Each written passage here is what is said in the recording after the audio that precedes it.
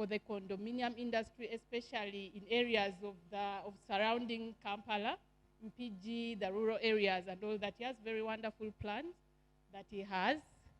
Mr. Ali, thank you so much for coming. I thought you were actually joking.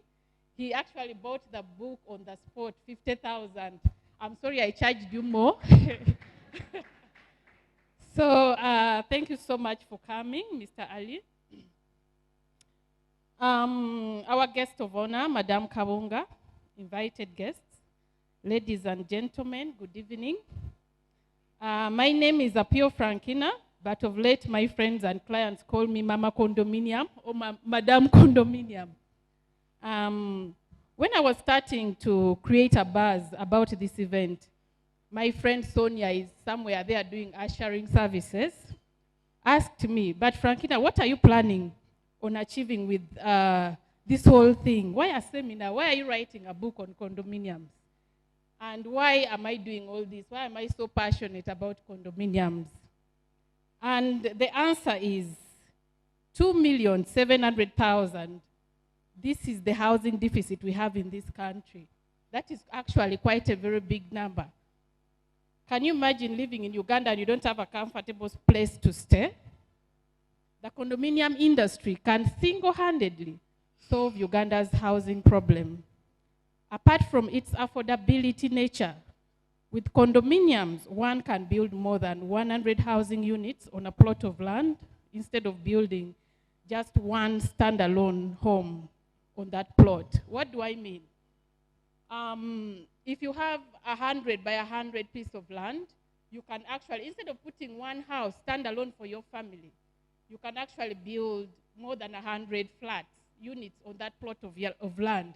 And instead of housing only one family, you can actually house 100 and more families.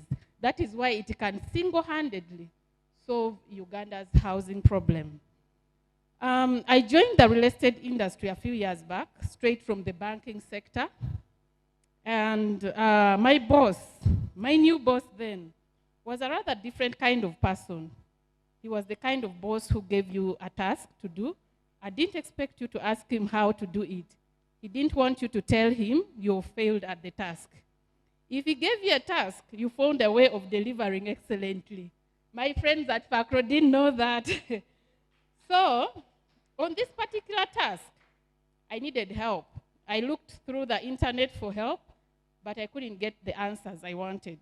So I thought I needed a real estate book to assist me with the task at hand. To my surprise, on searching bookshelves of almost all the bookstores around town, there was no single book on real estate.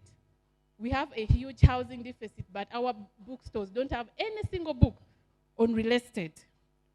All I could get were property acts, property regulations, and interior design books. So me, fresh from the bank without any knowledge on real estate, I had no knowledge apart from the scanty information on internet.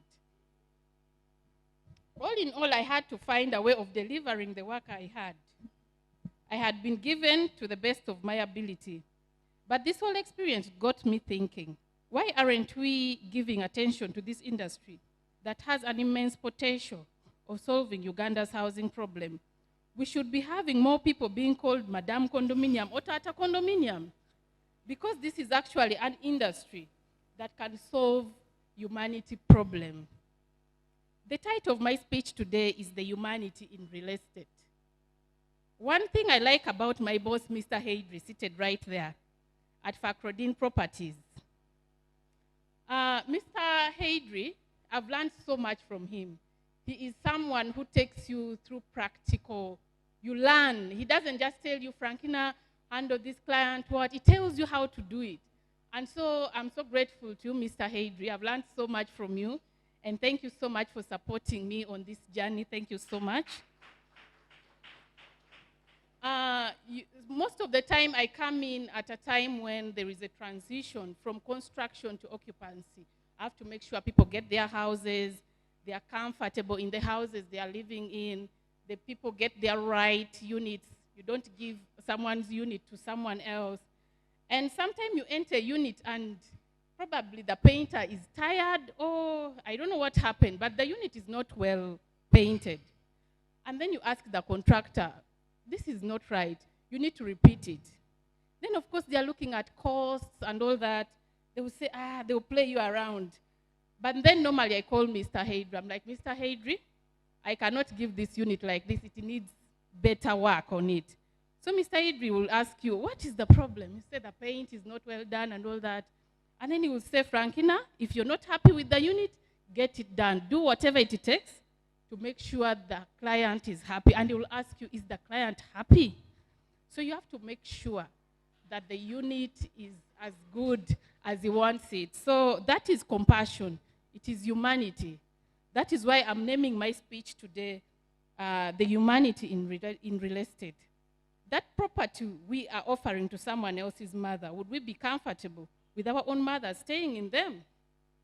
That property you are offering to someone else's child, would you be comfortable with your own child living in them? That condo unit we are selling to someone else, would we be comfortable living in them ourselves? This is a matter of compassion. It is a matter of humanity. Leaving humanity out of the development equation, it doesn't matter what kind of property you're building, whether you've designed it from the UK or Dubai or wherever. If you take humanity out of the equation, it doesn't matter what kind of property you're offering the people. It will just not be a good property. So humanity is a very important, compassion is a very important aspect of humanity, of property development. It is sad but true that in some cases it is actually us, realtors, developers, who are already in this industry that are failing the fight against housing deficit in this country. How are we doing this? How are we failing the condominium industry?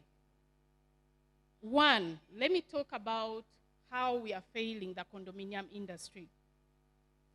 One, meeting customer expectation. Most of us are failing terribly at this. How are we doing this? I don't know if some of us have attended a sales showcasing, where normally you show the client you're trying to sell to a unit a video and you show him how the building will look like. I'm telling you, if you're in that room, you will look at the property and you're like, wow. They will tell you things like a French balcony, the foyer, fancy names. And then the client is saying, wow, this must be one of those swinging nice chairs they put on the balcony and you sit. And then when you're giving the client the house, actually a French balcony is just smaller than the normal size of a balcony. So you find that the client's expectation at handover, when you're giving them that house, is not met. You tell the client, we are going to paint your house with such and such a paint, these fancy names, and then the client reaches at handover and is not seeing that fanciness that you emphasized at handover. That is one thing. We are failing at meeting the client's expectations. Another thing is supervision. Most of our properties are not being well supervised. What do I mean? Supervision is supposed to be done at least in 3 phases. The developer is supposed to supervise that project. The contractor is supposed to supervise that project. And then the subcontractors are supposed to supervise that project. But what most of us do, we give a contract and off we are to the next project.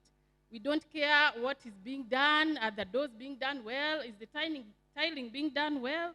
Is the painting being done well? Supervision. You need to supervise. If you don't supervise, it doesn't matter what kind of property you're building. At the end of the day, you're going to end up with poor quality things, poor workmanship, which is going to fail the condominium industry. And then the third point is keeping promises. I know we are trying to make the next sale. We are trying to get the next commission. But let's not promise things that we know we are well not going to fulfill. What do I mean? Some of us go to sell, and then the client is like, this road is so bad. Are you going to work on it? And then we are like, yes, actually, we are going to work on this road. Up to the end, you get. And then at the end of it, the client comes to take over the house, and the road is not worked on, and now there, actually at Fakrodin, I'm the one who handles that part of handing over to the client. The client will ask you, but you told me this road was going to be worked on. And then you ask around, you're like, but who told this client that the road is going to be worked on? Normally it falls back to the sales representative. Please don't promise what you have not been told to promise the client, because it totally kills their expectations. It kills their trust of the developer. So this client, you've promised things, they will in their heads be thinking that what else have they lied about? Is this structure even strong enough? So they will lose trust. Their confidence in the building and everything will go low because they think you've lied about so many things. So let's keep promises. Promise what you can deliver. Then the other thing is designs. So the other day, a friend of mine is an MD in one of the big condo developing companies. He heard I wrote a book and I was launching it. So he invited me, said, Frankina, I've heard about your program. Could you come and check out my unit? I'm building some units. I have this number of units. Come and check it out. So I reach and I'm looking. I'm like, wow, this is like London or UK or something. They looked so beautiful. So he starts taking me around. This is the kitchen. They had very good concepts, very good colors and everything. But then I reached the bathrooms and toilet. Oh my God, I think it was a failed design. The toilet is here and the bathroom is here. So I looked, I'm like, oh my God, how can they make such a terrible mistake? It killed the whole property design. So I don't know what exactly, I couldn't ask him, of course, all these things. I don't know what happened in that design. Could we as developers, I know most of us don't design our properties from Uganda, but as we move from wherever we have designed them from, let's come back home before the final approval of those designs. And us, you could sit with your sales team who have been interacting with these clients. Or you can get one of the clients, put them in the boardroom and talk to them, show them the plan. Will this work? Won't this fail us? And you get their opinion instead of just imposing things on people. Some designs are not working. I'm very sure people look at that property as a very nice property, but they are disappointed. So disappointed. If you're disappointed, imagine your master bedroom having such a small toilet. You're bathing, but the water from the shower is literally entering the toilet. The toilet is inside the bathroom. The bathroom is inside the toilet. Not having a bathroom and toilet, but they're all inside each other. So it is quite an embarrassment. The property is very nice. But I walked out and I'm like, no. This is not something nice. They failed at design. Please try to consult as property developers. Come back home. Ask people, do these designs work for you? Will they work for the market? Don't impose things without consultation. And then my fifth point is on social responsibility. That is why we are having so much neighborhood resistance, neighborhood backlash. Imagine you're building these flats for 3 to 2 years. Yeah, there's a lot of activities going on. You have casual laborers, and some of them steal from the neighborhood. There's a lot of noise going on. You spoil the roads. And then you move. At the end of your project, you just get out of the property without even maybe creating, at least put there a borehole. So that they said so and so made for us noise for 2 years, but they did something. Work on the drainage system. Don't just leave as a developer. If the road is not work, at least work on a portion of it and say the remaining portion we can come together. The developer, can contribute, and then we see how we can complete this road. You get. Don't just leave. It is not fair. It is not humanly. It is not compassionate. Do something for that community of inconvenience for over 2 years, 3 years. Let's learn to provide social responsibility to the communities that we inconvenience during the process of development. I know we are trying to do something good. We are bringing development to the community, but let's leave there something so that the community can talk and say so and so is the developer and he left for us such a beautiful thing here. For example, I was happy with my bosses.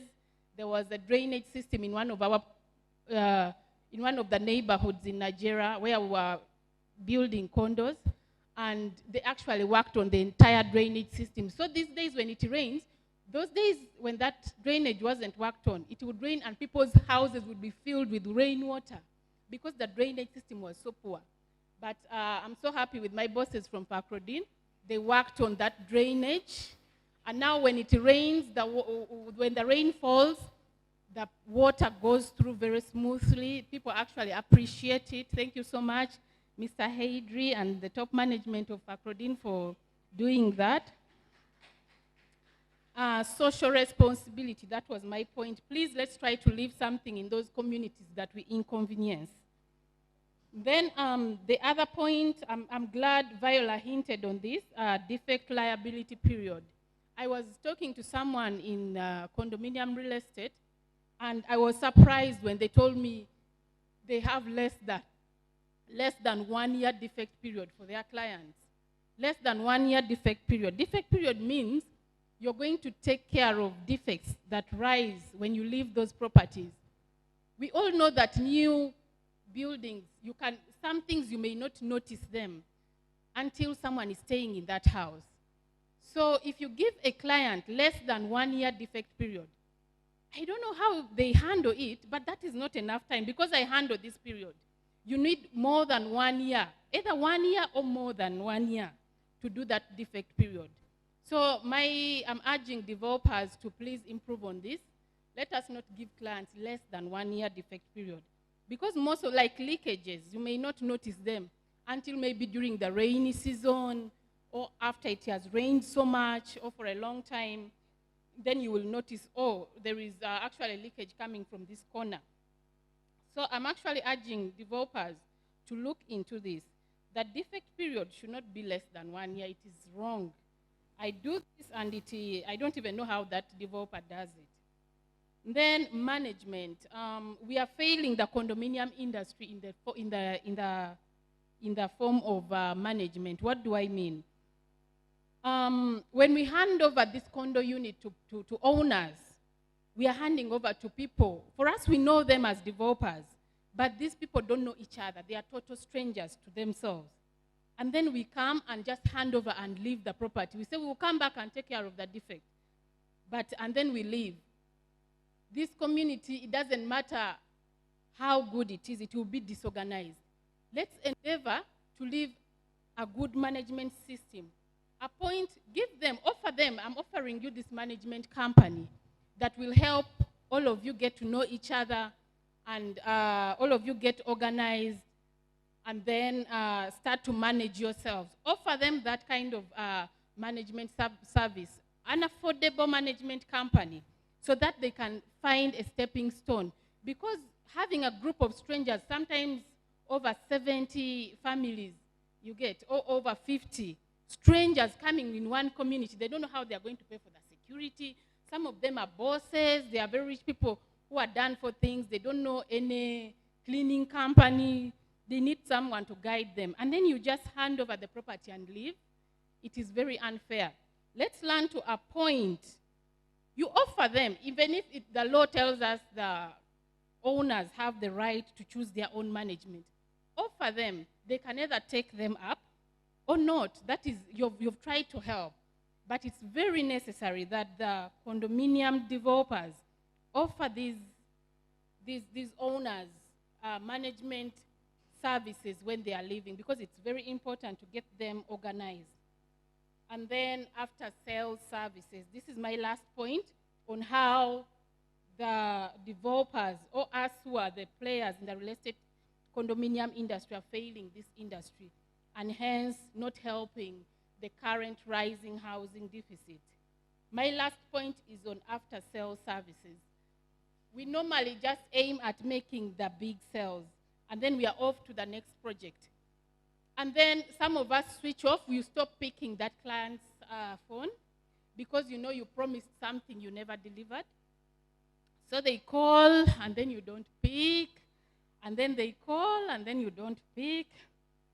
And they end up very angry and sad because you're not offering the after-sale services. Let's not just concentrate on that commission or on making that sale and we forget about the person who made that sale actually possible.